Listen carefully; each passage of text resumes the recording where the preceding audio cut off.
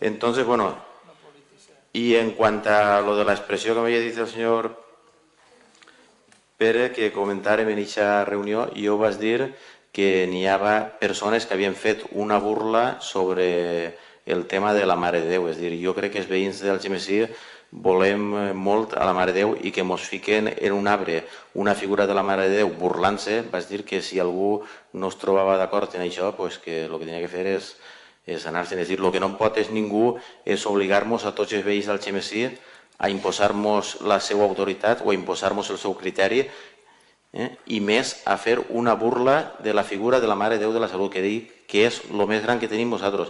A més, la festa de la Mare de Déu és una de les 7 meravilles i no li consentisc a ningú com a alcalde, mentre jo estigui així, que es burle de la figura de la Mare de Déu de la Salut. I això és el que vas dir, i si no estan d'acord, ho ratifique, que se'n vagin.